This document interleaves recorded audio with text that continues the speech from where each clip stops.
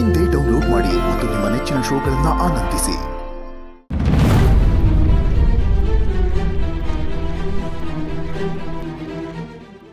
ನಮಗೂ ಕಾಣಿಸ್ತಾ ಇಲ್ಲ ಅಂತ ನಿನ್ನೆಯಿಂದ ಅದೆಷ್ಟು ಸಂಕಟಪಟ್ಟು ಗೊತ್ತಾ ಸರ್. ಮಕ್ಕಳು ಕಳ್ಕೊಳ್ಳೋ ನೋವು ಅದು ಯಾರಿಗೂ ಬೇಡ. ಮಕ್ಕಳು ಹುಟ್ಟಿಲ್ಲ ಅಂದ್ರೆ ಹಾಗೆ ಇದ್ಬಿಡ್ಬೋದು ಸರ್. ನಮ್ಮ ಮಕ್ಕಳು ಕಳೆದೋದಾಗ ಆಗೋ ನೋವು ಎಕ್ಸ್ಪ್ಲೇನ್ ಮಾಡೋಕ್ಕಾಗಲ್ಲ ಸರ್. ರೀ, ನಮ್ಮ ಮಗಳು ಕಾಣದೆ ಇಡೀ ಪ್ರಪಂಚನ ನನ್ನ ವಿರುದ್ಧ ನಿಂತಿದೆ ಅನ್ನಿಸ್ಬಿಟ್ಟಿತ್ತು. ನನ್ನ ಮಗಳು ಹೇಗಿದ್ದಾಳೋ ಎಲ್ಲಿದ್ದಾಳೋ ಅನ್ನೋ ಆತಂಕನೇ ತುಂಬಿಟ್ಟಿತ್ತು.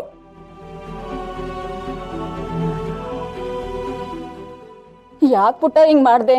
ನೀನೇನಾದ್ರೂ ಸಿಗದೆ ಹೋಗಿದ್ರೆ ನಾವು ನಿಜವಾಗ್ಲೂ ಬದುಕ್ತಿರ್ಲಿಲ್ಲ.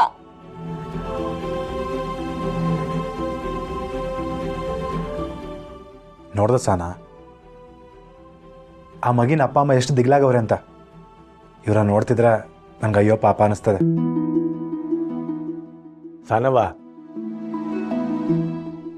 ಮಗುನ ಅವ್ರ ಅಪ್ಪ ಅಮ್ಮಂತ ಅವ್ ಮುಟ್ಸಿದ ಪುಣ್ಯ ನಮಗೆ ಬರ್ತದೆ. ಸರ್, ನನ್ನ ಮಗಳು ನಿಮ್ಗೆ ಎಲ್ಲಿ ಸಿಕ್ಕಲ್ಲ ಸರ್? ಅದು ನಾವು ಮಾರ್ಕೆಟಿಂದ ಬರುವಾಗ ರಾತ್ರಿ ಮಗು ಒಂದೇ ನಡ್ತಾ ಕೂತಿತ್ತು. ಸಾನ ನೋಡಕ್ಕಾಗ್ದ ಕರ್ಕೊಂಬಂದ್ಲು. ನೀವು ನಮ್ಮ ಪಾಲಿನ ದೇವರು ಮೇಡಮ್. ನೀವು ನಮ್ಮ ಮಗುನ ಕರ್ಕೊಂಬಂದಿರ್ಲಿಲ್ಲ ಅಂದ್ರೆ ನಮ್ಮ ಮಗಳು ನಮ್ಗೆ ಸಿಗ್ತಾನೆ ಇರ್ಲಿಲ್ಲ. ನಿಮಗೆ ಹೇಗೆ ಧನ್ಯವಾದಗಳನ್ನ ತಿಳಿಸ್ಬೇಕಂತ ನನ್ಗೆ ಗೊತ್ತಾಗ್ತಾ ಇಲ್ಲ ಮೇಡಮ್. ಅಯ್ಯಯ್ಯೋ, ಥ್ಯಾಂಕ್ಸ್ ನಾನು ನಿಮಗೆ ಹೇಳ್ಬೇಕು. ಯಾಕಂದ್ರೆ ಒಂದಷ್ಟು ಸಮಯ ಸಿಕ್ತಲ್ಲ ಇವಳ ಜೊತೆ ಕಾಲ ಕಳಿಯಕ್ಕೆ. ಈ ಪುಟ್ಟಿನ ಸಂದಾಗ ನೋಡ್ಕೊಳ್ಳಿ.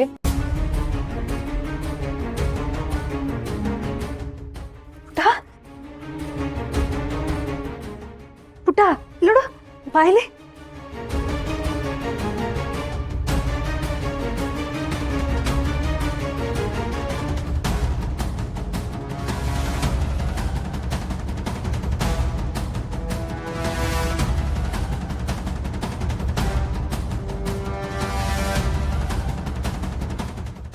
ಮಗು ಸಾನನ್ನ ಒಂದೇ ದಿನಕ್ಕೆ ಸಾನೆ ಹಚ್ಕೊಂಡ್ಬಿಟ್ಟೈತಿ.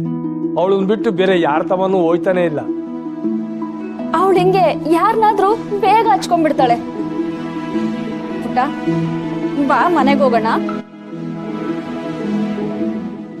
ಪುಟ, ಹೋಗಮ್ಮ, ನಿಮ್ಮವ್ವ ಕರೀತವ್ರಲ್ಲ.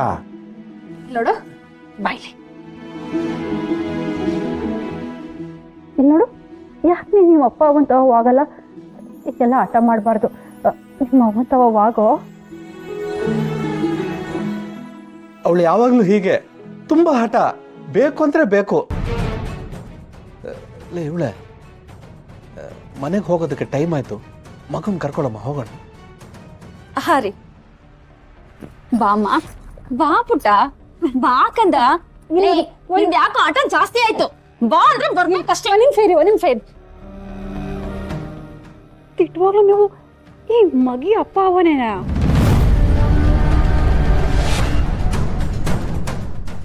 ಏನಮ್ಮ, ನೀನ್ ನಮ್ಮನ್ನ ಏನ್ ಅನ್ಕೊಂಡಿದ್ಯಾ? ನಮ್ಮ ಮಗನ್ ನಾವ್ ಕರ್ಕೊಂಡು ಹೋಗಕ್ ಬಂದ್ರೆ ನಮ್ಮನ್ನ ಅನ್ಮಂದಿಂದ ನೋಡ್ತೀಯಾ?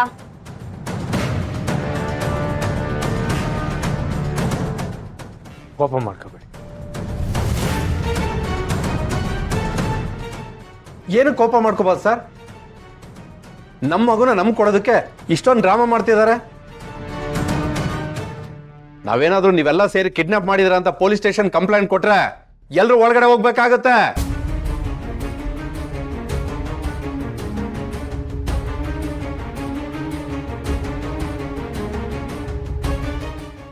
ನನವ, ಯಾಕವ ಅವ್ರ ಮಗನವ್ರು ಕೊಟ್ಬಿಡು. ಅಪ್ಪಯ್ಯ, ಅದು ನನ್ನ ಮಾತು ಕೇಳವ.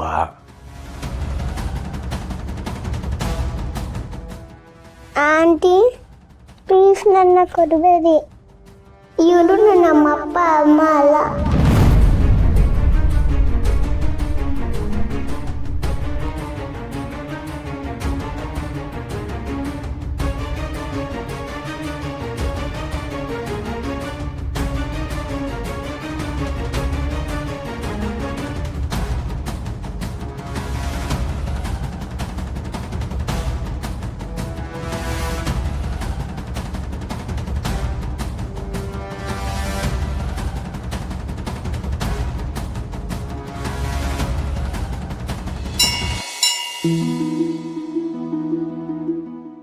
ದೇವ್ರೆ, ನಮ್ಮ ಮನೆಗೆ ಬಂದಿರೋ ಈ ಸಂಕಟನ ನೀನೇ ದೂರ ಮಾಡಬೇಕು. ಕಂಟಿಯವರು ಹಗಲು ರಾತ್ರಿ ಅನ್ನೋದನ್ನ ಮರೆತು ಮನೆ ಉಳಿಸ್ಕೊಳ್ಳೋಕೆ ಅಂತ ಒಬ್ಬರೇ ಓಡಾಡ್ತಿದ್ದಾರೆ. ಈ ಮನೇಲಿ ಯಾರೂ ನೆಮ್ಮದಿಯಾಗಿಲ್ಲ ತಂದೆ. ಆ ರಾಧ ಮಾಡ್ತಿರೋ ಅಧರ್ಮಕ್ಕೆ ಒಂದು ಅಂತ್ಯ ಆಡಪ್ಪ. ನಮ್ಮ ಮರ್ಯಾದೆ ಹರಾಜಾಗೋ ಮುಂಚೆ ಈ ಕೇಸಿಂದ ನಮಗೆ ಮುಕ್ತಿ ಕೊಡು ತಂದೆ, ಪ್ಲೀಸ್.